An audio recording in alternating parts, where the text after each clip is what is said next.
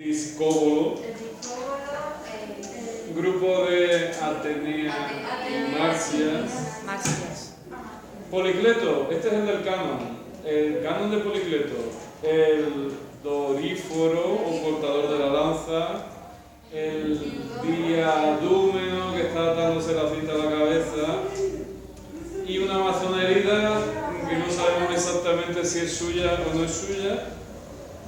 Fidias, su obra se divide en dos partes, obras de bulto redondo. Bueno, pero yo para qué lo digo, pregunto a vosotros. Vamos a ver, el grupo 2 de Historia del Arte, así que nos lo va a contar Selva, obras de Fidias. Atenea Lemnia. La obra de Fidias se divide en dos partes, obras de bulto redondo y relieve. Obras de bulto redondo. Y alguna más. Atenea Lemnia, Atenea Partenos y Amazona herida. Participó en el concurso de las Amazonas. Y los relieves de Fidias tienen, son los dos frontones, nacimiento de Atenea y lucha de Atenea y Poseidón, las 4 series de metopas del edificio, Amazonomaquia, Gigantomaquia, Centauromaquia y saqueo de Troya, y el friso de las Panateneas. ¿Vale? Otros autores del siglo IV, si queremos, Crésila, el gusto de Pericles, famoso, otra Amazona herida, de Calímaco, la Afrodita de Frejus, bueno. Todo eso de la guerra de Troya no lo tenemos que saber. Bueno, es cultura general, no hace falta ponerlo en el examen. ¿O sea, viene ahí o...? No, los apuntes no vienen, pero es una cosa que se supone que si uno ha estudiado arte griego, pues ha hablado de Troya y de estas cosas. Siglo IV, autores. Doña Zaira. Doña Carmen Olivera. O sea, Praxíteles, Escopas y Lisipo. Lisipo. Obras de Praxíteles. La Amazona herida. La Amazona herida, buen intento. Tenemos a Hermes de Olimpia, ya lo vimos, y aquí nos quedamos, ¿no? Sí. Porque la polvo saludo no hablamos. No, de eso solo vimos a Vale, hablamos de Hermes de Olimpia. Este cae mucho en los exámenes. ¿Alguien se acuerda de la historia mitológica que hay detrás? ¿Carmen se acuerda cómo era? Sí, pues Urano. Creo que no. El hijo le Ese es el nacimiento de Afrodita o Venus, pero no es el sí, caso. sí. Rebote, doña Rocío. El mito de Hermes de Olimpia era que, bueno, no me acuerdo muy bien, pero creo que Zeus tenía un amante y le estaba poniendo le estaba siendo infiel a Hera. Sí. Y Hermes era su amante. ¿No? No, Hermes es el... No sé, la verdad. Bueno, espera. Rebote, doña Zara. El mito era que Zeus le estaba poniendo cuernos a su mujer. Muy bien, pero como Rocío ha hecho, poner los cuernos no es muy formal. Bueno. Formal es ser infiel a. Bueno, Poner los cuernos es coloquial. Así que le estaba haciendo infiel a él. Le estaba siendo infiel con una mortal y Hera fue a hablar con la mortal y le dijo que estaba siendo engañada por Zeus y le dijo que le tenía que pedir a Zeus que le enseñase su máximo esplendor. Exacto. Y Zeus no quería porque así la mataría, porque la chicharrada. Bueno, se le quemaba. Sí. Y la chicharró. Y ella estaba embarazada de Zeus y al dejarla quemada, pues lo que hizo Zeus fue que Le sacó el hijo. le sacó el hijo y se lo puso en su pierna. Exacto. Y cuando creció, se lo dejó a Hermes para que lo cuidase. Hermes es el mensajero de los dioses, hace encargos, traía cosas, así que a Dioniso lo envía.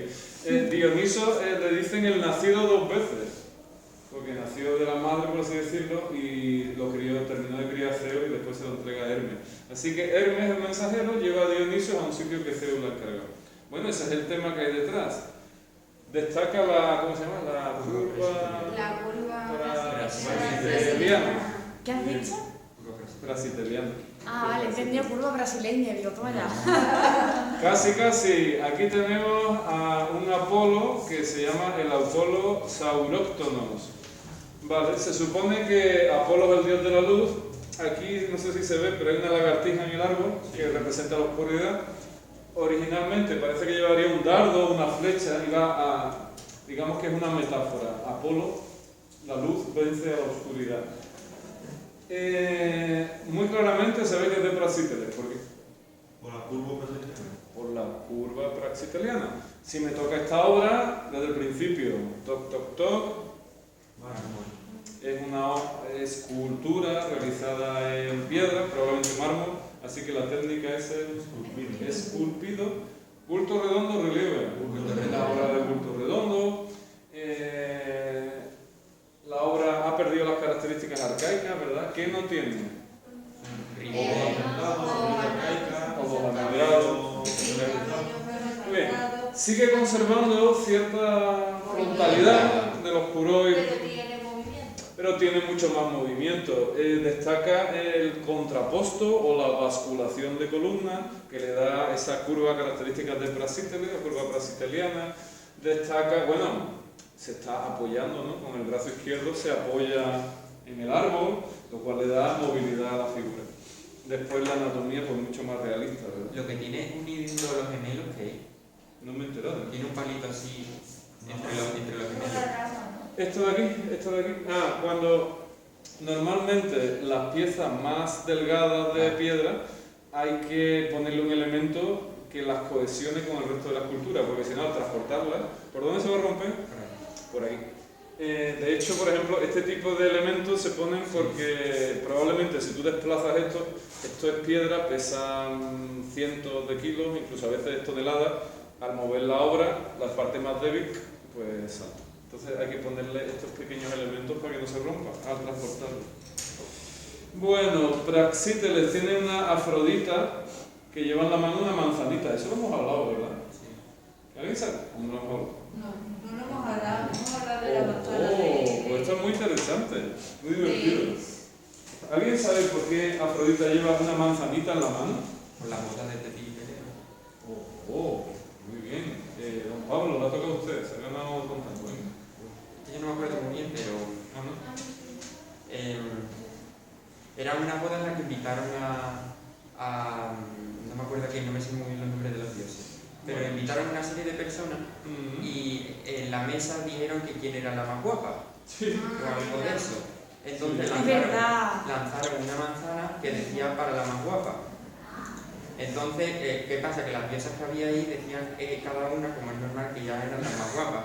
¿Y eso es normal? O sea, no, pero tú sabes, ya que no la conoces y tú te quieres llevar el eso, pues tú dices que...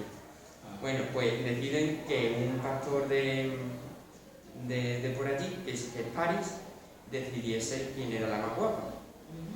Y bueno, la manzana esa es la historia. La manzana la que lleva es la que eso ya se decía lo de la guerra de Troya y el rastro de Muy bien, doña Ana quiere añadir algo. Sí, la que puso la manzana en el medio de la mesa fue Eris, porque no fue invitada a la boda de Eris, la diosa de la discordia. Y la manzana ponía, esta manzana será para la más guapa. Para la más bella, pero vamos, sí. Entonces hubo un debate entre Atenea, Hera y Afrodita sobre cuál de las tres diosas era la más guapa. Lo de Paris, llamaron a Paris y le dijeron, tú le tienes que dar a la diosa que te parezca la más bella, le tienes que dar la manzana. ¿Qué pasa? Que cada diosa le ofreció algo a Paris en plan soborno para que Paris eligiese a cada una. Hera le dio prosperidad en el matrimonio, Atenea le dio prosperidad pero para las guerras, para las conquistas, y Afrodita le dijo que podría elegir a la mujer que él quisiera, que para la más bella, la mortal más bella que hubiera sería para él. Sí. ¿Y a quién eligió París? A Afrodita, por eso Afrodita tiene la más lejana. Muy bien. Y luego la Afrodita le dio el rango de Helena. Entonces Afrodita se queda con París porque como era más guapa. No, con Helena, que era La mortal más guapa. Muy bien, en la historia del arte una cosa muy curiosa, muy interesante es ver cómo un mismo tema se ha tratado en distintas épocas. Aquí esta obra se llama El juicio de París. París, como bien ha explicado Pablo y Ana, es un pastor que pasaba por allí, pero que le dice, ven para acá tú, que tú vas a decidir quién es la más bella. Están Hera, Afrodita y... ¿quién me falta? Era Afrodita y Atenea discutiendo para quién es la manzana. Y él decide, cada una le ofrece algo, y él al final elige a Afrodita porque le ofrece el amor de la mortal más bella, no de la diosa, sino de una mortal. Vale. Que en ese caso es Helena, de Helena, la que ahora veremos. Este cuadro de aquí que estamos viendo, si veis, es del siglo XVI, pero aquí tenemos un cuadro de principios del siglo XX. ¿Cuál es el tema? El mismo, el tema es el mismo. Se supone que este representa a París y que estas son pues las tres diosas, ¿no? Bueno, como vemos, ha sido tratado de distintas formas en distintas épocas. ¿A qué viene todo este rollo? Pues todo este rollo viene a que... ¿Alguien ha visto la película Troya? Sí. No. Sí.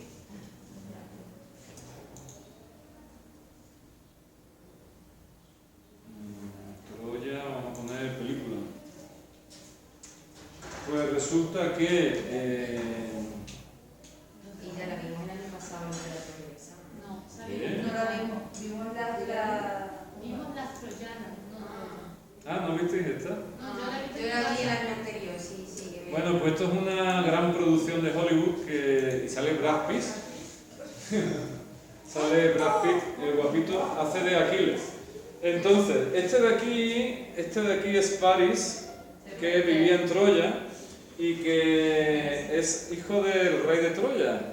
Y como eligió a Afrodita y Afrodita le concedió el amor de la mujer más bella que existiera, era Helena, pero no era Helena de Troya, era Helena de Esparta. Entonces, París va a visitar al rey de Esparta, se coge a Helena y se la lleva. ¿Cómo le iba a sentar eso al rey de Esparta? Pues imagínate. Muy bien, así que el rey de Esparta monta una coalición de polis griegas que atacan la ciudad de Troya. ¿Para qué? Para recuperar a Helena. Helena de Esparta, que en la película aparece ya como Helena de Troya. Esta es Helena de Troya, la guapita. Este es París. Este es el hermano mayor de París que tenía que defender Troya. Eso se llama Héctor. Sí. ¿Me Héctor, equivoco? Sí. Y este Brad Pitt hace de Aquiles, que es no es un dios, pero es un personaje semidivino, de esta gente que habían sido hijos de ¿Cómo se dioses llamaba? inmortales. Sí, porque Los semidioses. él es el hijo de los que se casaron. O sea, de Tetis y Peleo, que fueron los de la boda. Claro, entonces, fijaros qué curioso que las bodas de Tetis y Peleo desembocan ¿en qué? Pues desembocan en la guerra de Troya. Durante mucho tiempo se ha pensado que... digo, qué pitido, se acabó ya esto, ¿no? Todavía queda mucho rato. Durante mucho tiempo se pensaba que Troya no había existido, que era una ciudad mitológica. Pero resulta que Troya se encontró, se excavó y parece ser que existió. ¿Existió la guerra de Troya? Pues no tenemos seguridad. Sí, hubo la guerra de Troya, lo único que no fueron griegos contra Troya. Muy bien, entonces ¿qué ocurre? ¿Y todo este rollo a qué viene? A esto. Afrodita, uno de los iconos de Afrodita, de la iconografía de Afrodita, va a ser que Afrodita aparece muchas veces ¿con qué? Con una manzana en la mano, que es la manzana de la discordia o del juicio de la boda de Tetis y Peleo. Bueno, aquí tenemos otra Afrodita. Estas Afroditas le llaman Afroditas púdicas. ¿Por qué? Porque se están tapando los órganos sexuales, tienen pudor, ¿no? P-U-D-O-R, pudor. Pues de ahí Afroditas púdicas. Bueno, estamos con Praxíteles y vamos a recapitular Hermes de Olimpia, Apolo Sauróctonos y algunas Afroditas, Afrodita de Arles, Afrodita de Nido y vamos a dejarlo ahí, Afrodita de Arles y Afrodita de Nido. ¿Qué significa Apolo? ¿Cómo era? Sauróctonos, luego si acaso lo vemos. Vamos a Escopas, el segundo autor, muy fácil, ¿por qué? Porque nada más que tenemos una obra de Escopas, por lo menos. Bueno, una obra. Tenemos alguna más, pero destaca, la más famosa de Escopas es esta de aquí, que es una bacante danzante. Que claro, la pregunta es obligada. ¿Qué es una bacante? No falta. ¿Una qué? Es falsa, ¿no? Bueno, no sé, vamos a ver. Bacante. Bacante con B.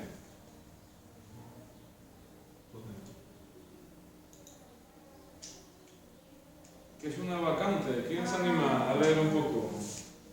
Yo. Pues venga. Las bacantes eran mujeres griegas adoradas del dios Baco, conocido también como Dioniso o Bromio. A veces se las confunde con Ménades, que eran las ninfas que le servían. El culto al dios Baco, aunque en nuestros días esté simplemente asociado a la embriaguez, en la antigua Grecia fue muy importante e incluso influyó mucho en el pensamiento filosófico de los griegos. Originalmente, Baco era un dios tracio que fue aglutinando diferentes ritos. El descubrimiento de la cerveza y posteriormente el del vino fue asociado por los agricultores a un dios presa de la locura divina. Posteriormente, la unión de Baco con el dios Pan le dio un giro femenino debido a los ritos de fertilidad de culto de este último. Las bacantes o adoradas del dios Baco eran quienes llevaban a cabo estos ritos. Los misterios báquicos, ceremonias secretas en su mayoría prohibidas a los varones. Bueno, vale, ahí. ¿Quiénes son las bacantes? Las sacerdotisas que participaban en el culto al dios Baco. Hoy en día, como diceis, Baco se asocia solamente a la borrachera, pero había un culto al dios Baco, y las bacantes pues bebían, danzaban y participaban en ritos, muchas veces prohibidos a los hombres, casi todas eran sacerdotisas. Y en Roma, ¿cómo se llamaron las fiestas en honor a Baco? Bacanales. Las fiestas en honor a Baco son las bacanales, que como veremos el Senado de Roma llega un momento que las prohíbe, porque decía que había muchas conspiraciones contra el Senado y las bacanales. Bueno, aquí tenemos a una bacanal, una ménade o bacanal danzando. Muy bien, ¿qué tenemos aquí de escopas? Una ménade o bacanal danzando. Y claro, respecto a los curoy ha habido un gran cambio. ¿Qué ha pasado? Bueno, a las coray sería, ¿no? ¿Qué ha pasado? ¿Qué ha ocurrido? Pierde frontalidad. La pérdida de frontalidad. El movimiento. Movimiento. El pelo ya no es... La ausencia de rasgos arcaicos. Sí. Los brazos y la pierna también lo han perdido. Bueno, las ha perdido. Tenemos un fragmento solo. Estamos a mediados del siglo IV y esta es la ménade o vacante danzante de escopas.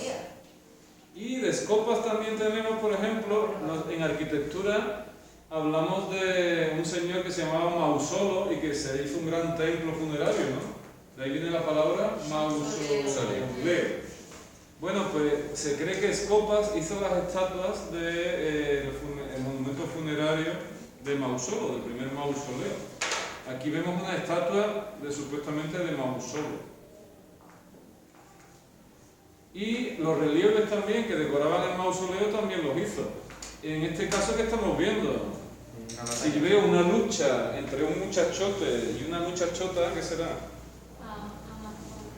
Una escena de amazonomaquia, un tema muy del gusto de los griegos de la antigüedad, lucha entre amazonas y griegos. Hombre, esto ya se ve todo lo que hemos dicho, ¿no? Pérdida de frontalidad, de rigidez, movimiento, dinamismo, cómo los cuerpos se salen de la vertical, ¿verdad? Para darle mayor sensación de movilidad. En este caso sería bulto redondo o relieve. Sería un relieve, ¿no? La técnica sigue siendo la misma, esculpido. Muy bien, vamos a recapitular. Praxíteles, Hermes de Olimpia, Apolo Sauróctonos, Afrodita de Arles, Afrodita de Nido, y ahí nos paramos. Escopas, la ménade o vacante danzante, la estatua de Mausolo y los relieves del mausoleo de Halicarnaso. Fácil o difícil, esto está tirado. ¿Quién nos queda? Praxíteles, Escopas, Lisipo. Muy bien, Lisipo es famoso porque desarrolló un canon más estilizado que el de Policleto. Si Policleto era en torno a 7 cabezas y media, Lisipo utiliza un canon de 8 cabezas y media, es decir, un canon de la figura humana más alargado. ¿Qué está haciendo este muchacho, el Apoxiomeno? Pues los griegos competían desnudos y se ponían aceite en el cuerpo. Y las pistas eran de arena, de tierra. Cuando terminaban de competir, ¿cómo estaban? pues lleno de aceite con tierra por encima. Y aunque se bañaran, a veces eso no salía con tanta facilidad. Así que normalmente tenían unas paletas, ahora vamos a ver cómo se llaman, trigilos, ahora lo vamos a buscar. Y se quitaban normalmente, se pasaban eso por el cuerpo para quitarse la mezcla de aceite y arena y después se bañaban. Eso se llama, a ver si yo acierto, no me acuerdo bien. Porque se echaban aceite.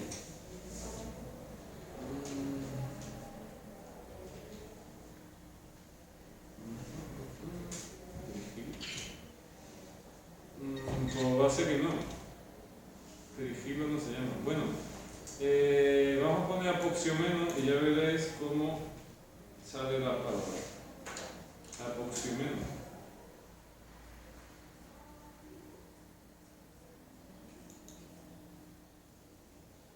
¿Quién quiere leer un poquito? Yo. Pues venga.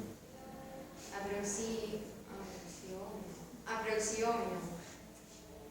El que se raspa. Es uno de los temas tradicionales y predilectos de la escultura evolutiva de la antigua Grecia, que representa a un hombre masculino, sorprendido limpiándose con un raspador el polvo, sudor y ungüento de su cuerpo con el pequeño instrumento curvo que los romanos llamaban estrígile. A ver si lo vemos aquí. Vaya. Mira, esto es, tenemos de época romana, pero no de época griega, que yo sepa, yo no conozco que se hayan encontrado. Los estrígiles, estos de aquí son raspadores, se utilizaban para quitarse el aceite de la tierra del cuerpo antes de bañarse. aceite en el cuerpo antes de ir a la piel. Y yo qué sé, supongo que por gusto, ¿no? Más que por otra cosa. Bueno, aquí tenemos la mejor representación que conservamos del apoxiomeno, es esta de aquí, que es una copia del Vaticano, que es una copia del siglo I después de Cristo del original de Lisipo. Es decir, pregunta, ¿tenemos el original del apoxiomeno? Respuesta, pues no. Tenemos copias romanas, igual que pasa en muchas esculturas. Tenemos copias romanas. ¿Qué se puede decir del apoxiomeno? Pues todo lo que hemos dicho de la escultura clásica, más que está más estilizada, tiene un canon más estilizado que el de Policleto. ¿Vale? Aquí tenemos una visión lateral. De Lisipo también podemos hablar del Ares Ludovisi, que es una estatua, cuando está sentada la estatua se dice que está como sedente, una estatua sedente. Y aquí tenemos un Hércules, pero el nombre de griego era Heracles, el Heracles Farnesio, que destaca, ¿por qué destaca este Hércules? Muy robusto, ¿no?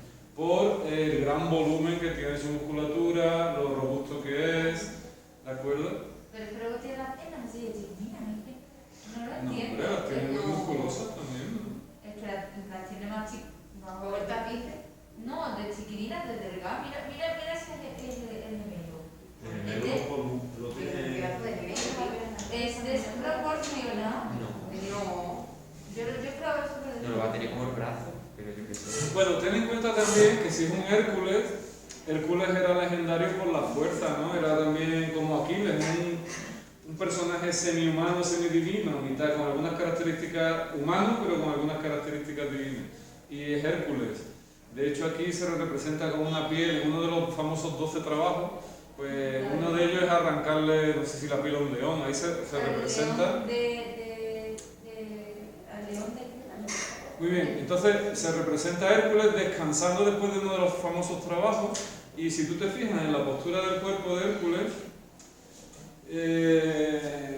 esto no es Praxíteles, pero está la influencia de él, ¿no? La curva praxiteliana, aunque no sea una obra de Praxíteles, descansando el peso del cuerpo sobre el hombro, una pierna soporta el peso, la otra no, y el naturalismo y el realismo de la obra. Lisipo, el apoxiomeno, que está acá en muchos los exámenes, Ares Ludovisi, Hércules Farnesio, y ya está. El siglo IV se puede completar con otros autores a gusto, pues sí, se puede incluir algunos.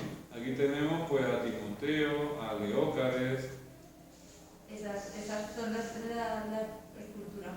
Bueno, no famosas. Muy bien, ¿cómo se estudia uno esto? Pues hombre, esto hay que estudiar un poquito, yo la verdad. Así no se le queda sin... Por arte de magia no se queda. Mirón, artista del siglo V. Mirón. Mirón, Policleto Fidia, Mirón, Policleto Fidia. Obras de Mirón.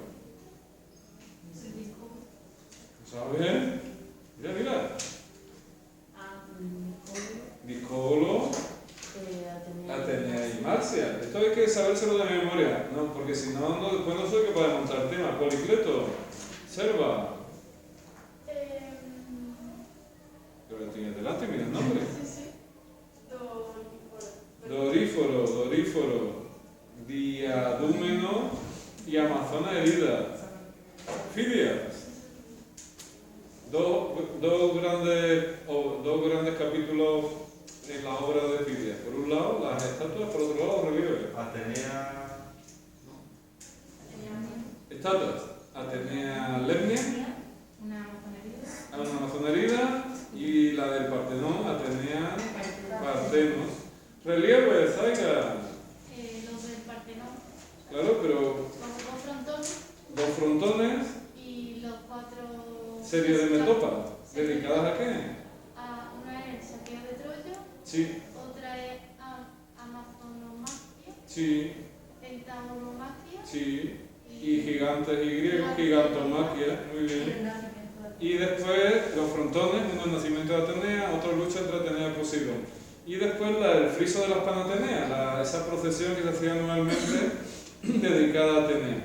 Estos son los restos de los frontones de Fidias que están en el Museo Británico. Así que si van ustedes a Londres, Son grandes. tienen que ir al Museo Británico a verlo. Si uno quiere completar, pues Crésila con el busto de Pericles, una amazonerida de Crésila o la Afrodita de Frecus, por ejemplo. Muy bien, siglo IV. ¿Quiénes son los autores? Carmen. Praxíteles, Escopas, Lisipo. Praxíteles, Escopa, Lisipo, Praxíteles, Escopa, Lisipo. Pablo, obras de Praxíteles.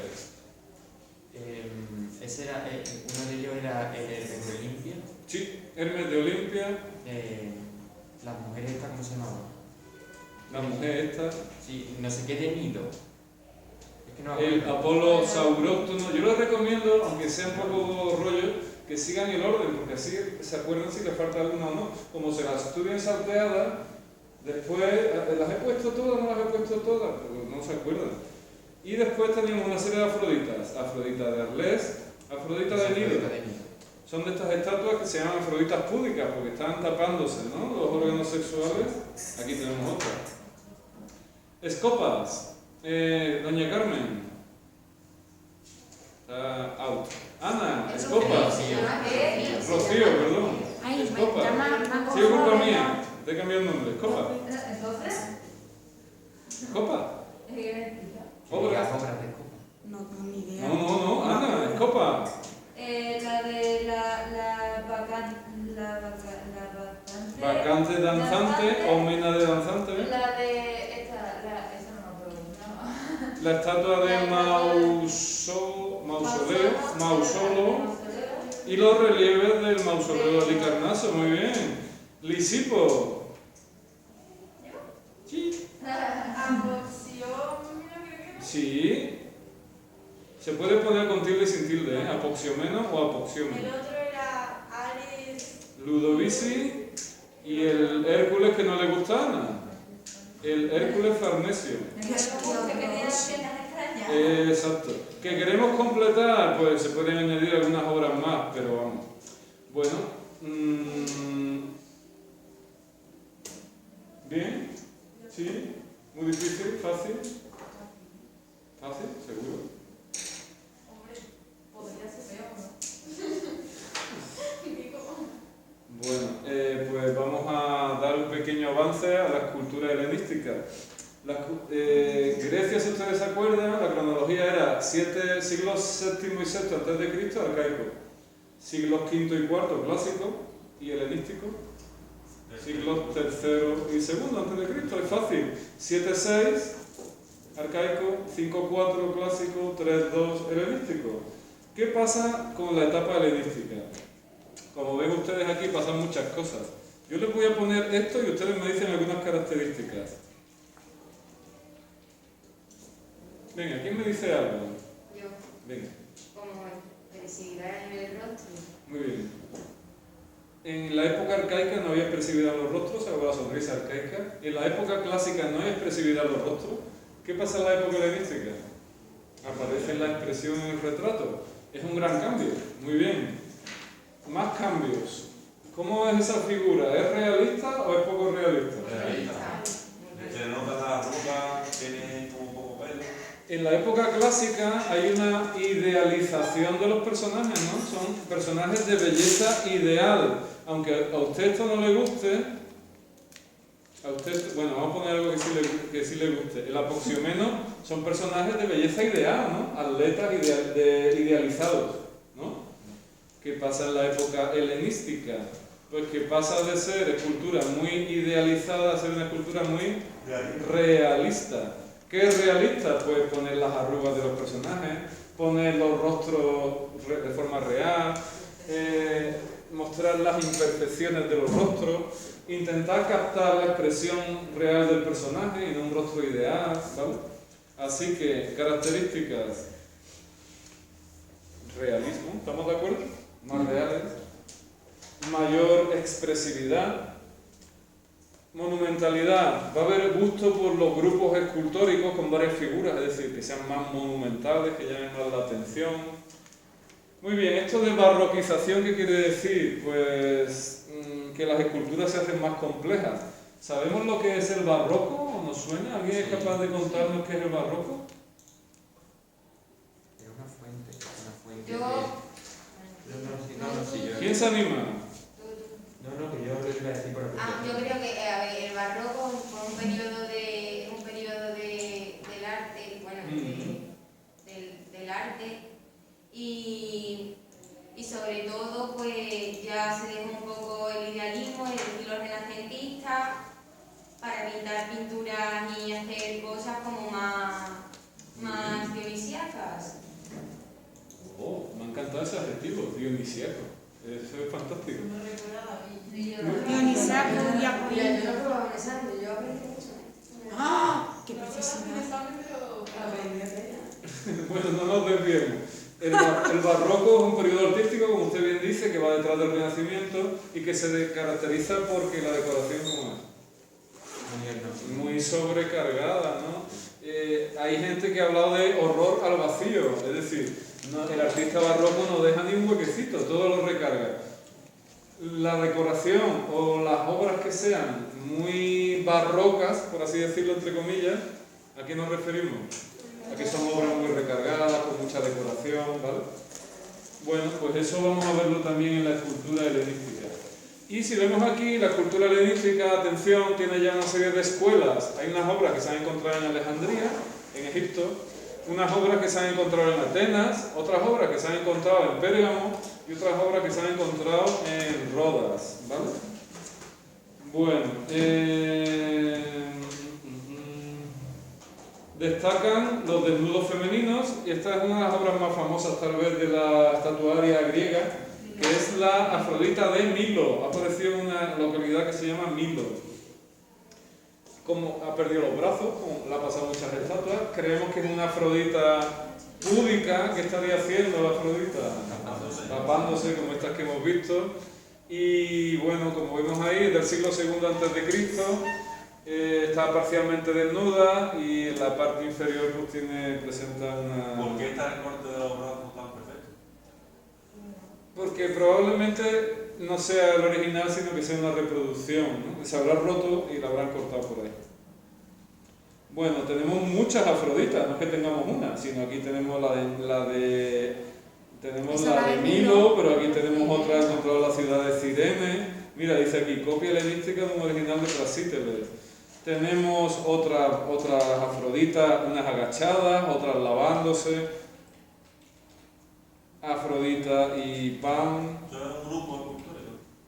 Esto sería un grupo escultórico, muy bien. Aparecen temas nuevos en la escultura griega, como esto lo habréis visto probablemente en los parques hoy en día. Hay muchas fuentes que tienen al niño de la oca. ¿No os suena? Creo que aquí en el Parque de Aracena hay una fuente y o están las ocas o está el niño o están los dos. Es decir, Es un tema que empezó, fijaros, en el siglo II a.C. y 2000 años después se sigue utilizando. Los parques y jardines es muy típico que haya un niño jugando con un pato o con una oca. No, la está ahogando. Bueno, es un niño. La pobre está así. Otro tema que se ha repetido desde el siglo II hasta nuestros días es el niño de la espina o el espinario. Por favor. En jardines se suele representar. ¿No nos suena? No, nada. No, pues sí, en muchos jardines aparecen estatuas de niños con espinas. El pelo es muy poco realista, ¿no? ¿El pelo qué? Es muy poco realista. Porque tiene un Muy polvo. bien, muy bien. Estamos de acuerdo. Bueno, a lo mejor que se ha deteriorado un poco. Muy bien, y esto de aquí, el hermafrodita. ¿Sabemos lo que es un hermafrodita o no? Sí, Que tiene dos géneros. Así que tiene una belleza que es una mezcla de una belleza masculina y femenina. Sí. A los artistas de la época helenística les gusta llamar también la atención del espectador y bueno, se buscan temas que sorprenden. Por ejemplo, hermafrodita, siglo II. Bueno, el hermafroditismo está presente en la naturaleza. Hermafrodita, ¿qué significa? A lo mejor le pasa por delante que Hermafrodita es que tiene dos sexos, el femenino y el masculino. No es género, género es sexo.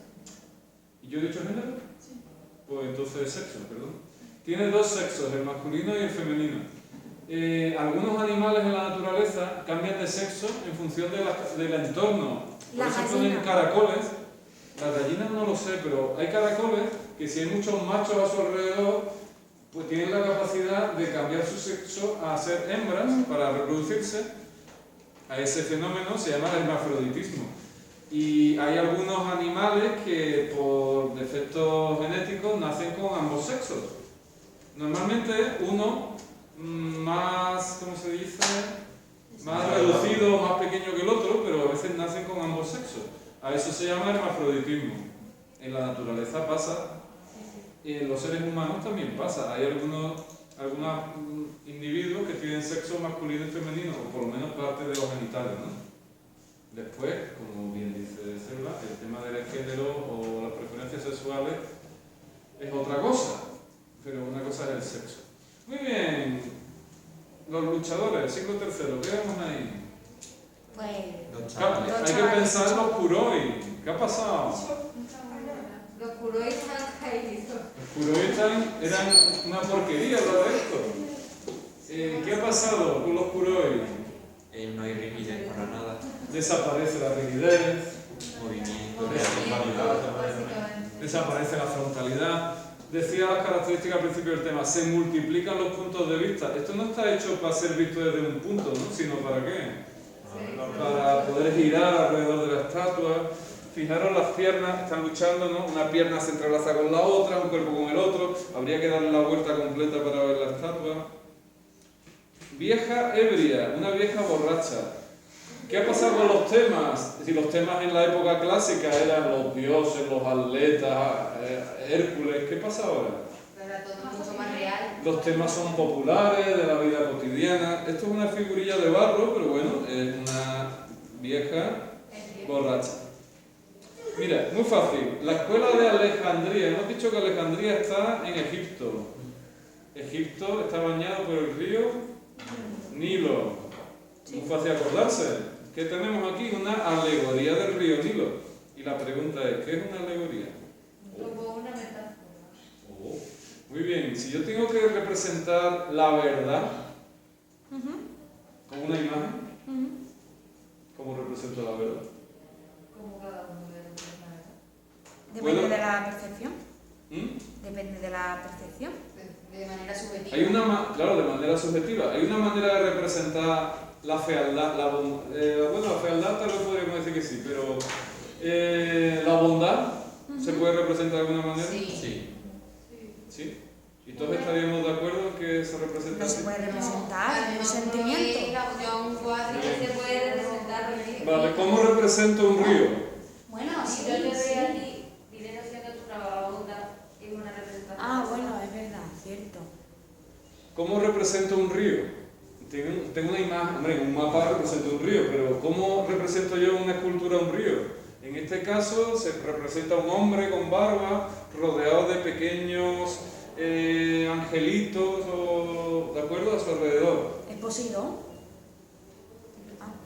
Es una alegoría, es decir, es una representación del río Nilo. Se representa como un hombre de edad un poco avanzada, con un montón de niños pequeños jóvenes a su alrededor jugando. ¿Quiénes son? Sus afluentes, los ríos que vierten sus aguas en el río Nilo. Aquí se representa una esfinge que se asocia con los faraones, ¿no? El enterramiento de los faraones, y un cuerno de la abundancia, una cornucopia de la que salen frutas y tal.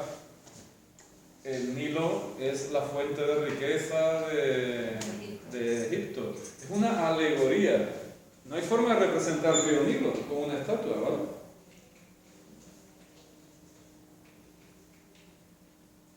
Muy bien, la escuela de Pérgamo. No sé si ustedes se acuerdan, en la práctica la hacemos el martes, ¿no? Hay un templo que se llama el altar de Zeus en Pérgamo, que tenía muchos relieves. Aquí es de época helenística, del siglo II a.C., y tenemos lucha entre gigantes y dioses, así que, y griegos, gigantes y griegos, gigantomaquias. Son gigantomaquias. Esta de aquí, no sé si es Hera, una de estas, que está cogiendo a los gigantes que están luchando contra los griegos, le está dando una buena. Muy bien, monumento de Atalo I, el Gálata herido. Se rompe la frontalidad, se rompe el hieratismo, hay movimiento, los personajes están en actitudes que nunca han estado. En este caso está tumbado, está sentado sobre una pierna, se está apretando una herida. Casi todas las esculturas son en desnudo. Sí. Por cierto, YouTube ha admitido mi reclamación y me han quitado la clasificación por edad. Así que, sí, muy bien. Fauno Barberini. ¿Hemos dicho quiénes eran los faunos? No. Sí, ¿no? No. ¿Quiénes son los faunos? Sí, pero yo sé lo que ¿Existieron o no existieron? No se sabe. ¿No se sabe? No. Hombre. Es posible, pero no lo más probable. ¿Quién sabe? Bueno, a lo mejor era una cabra que vieron por detrás. Sí, como el chupacabra, sí, es. Chupacabra. Pero el chupacabra es un ave. Chupacabra es como un perro feo. El chupacabra es un perro feo.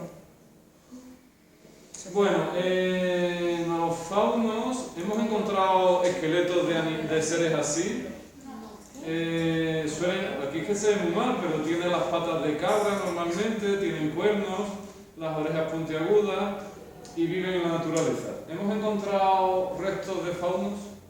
Pues no. Pues a día de hoy no, así que lo clasificamos como seres mitológicos. Sí, como las Hombre, claro, obvio. Pero muy bien, igual que las ninfas, igual que las amazonas, igual que los centauros o los gigantes. Son animales, seres mitológicos. A lo mejor mañana se encuentra un esqueleto de un fauno, pues entonces ya pasarán a ser reales, pero mientras que no aparezcan. Bueno, ¿a qué eso que viene? Porque tenemos aquí al Fauno Barberini. Es un fauno, bastante guapo el fauno. La verdad. No sé dónde están las orejas ni los cuernos. Ni los cuernos. No os convence. Fauno Barberini. Vamos a ver qué nos cuenta Wikipedia de nuestro fauno. O embriagado, o sátiro embriagado. A los faunos se le atribuye, se piensan que eran muy activos sexualmente, por eso se les llama también sátiros. No embriagados. ¿Quién quiere leer un poquito? Yo. Pues venga. El fauno Bernini. Barberini. O sátiro embriagado es una estatua griega de la época helenística.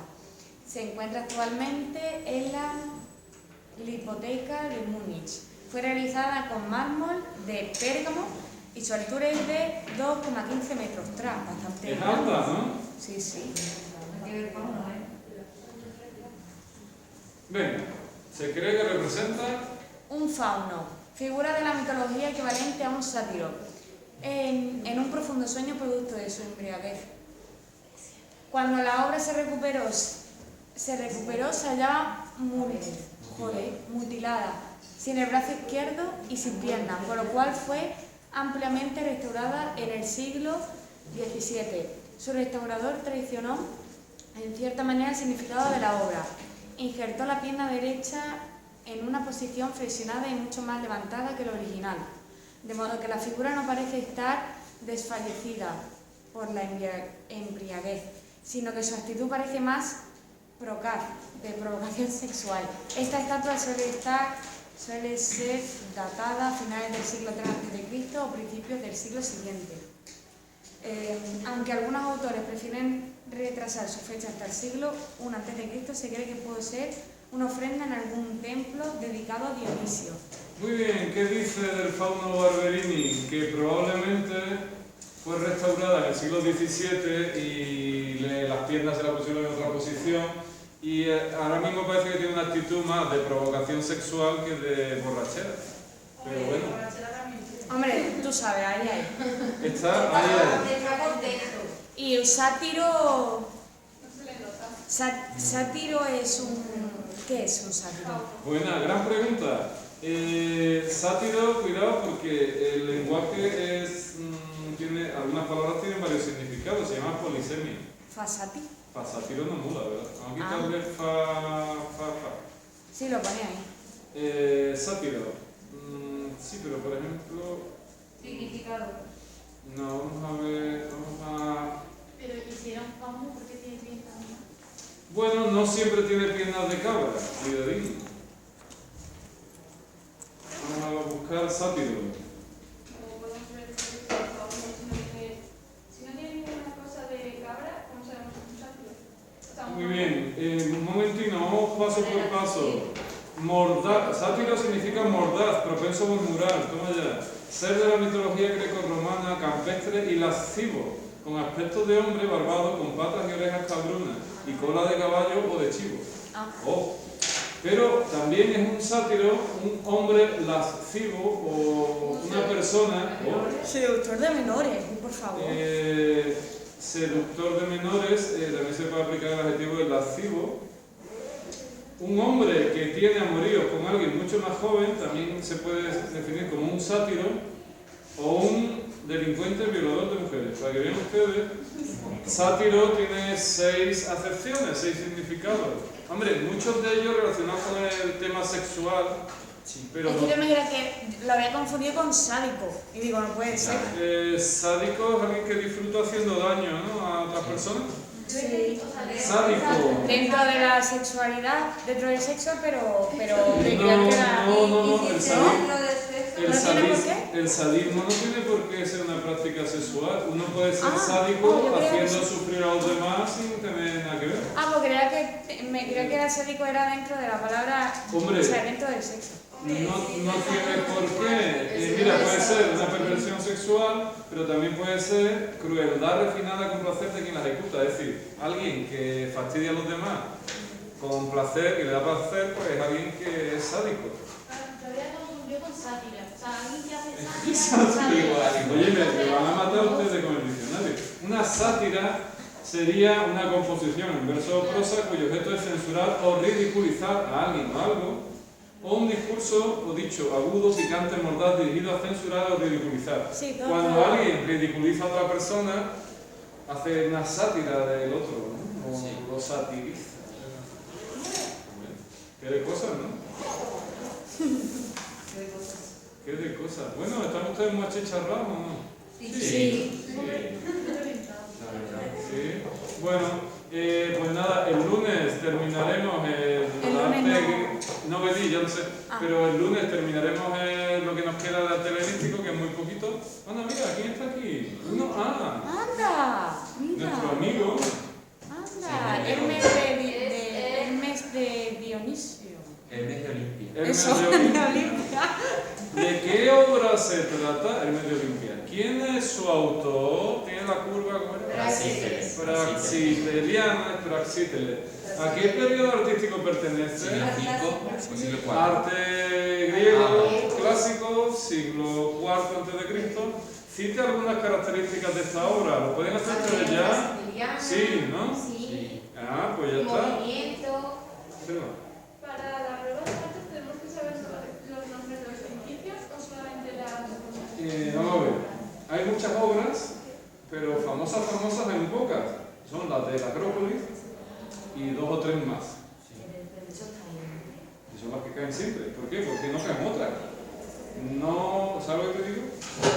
Hombre, pondré alguna que no sean las típicas para ver si habéis mirado también los demás, pero... ¿Pero tenemos que poner el nombre o poner el nombre? Es que mira, las preguntas típicas en una imagen son ¿cómo se llama la obra? ¿Cómo se llama el autor?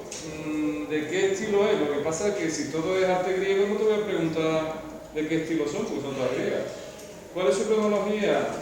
Describe alguna de sus características, lo que están viendo aquí. Ustedes estudian la arquitectura griega y con especial hincapié en los edificios de la Acrópolis y algunos más, los clásicos sobre todo, y algunos helenísticos. Entonces solo arquitectura. Sí, solo arquitectura. Ah, ¿solo arquitectura? Como está poniendo tanto ¿De hincapié un en esto, digo, a lo torre mejor también cae o algo. No, Vale. solo arquitectura. Bueno, buen fin de semana, que se lo pasen ustedes bien. Igualmente. Que sean felices. Ya. Cuidado que hay muchas posibilidades de contagiarse, no se contagien.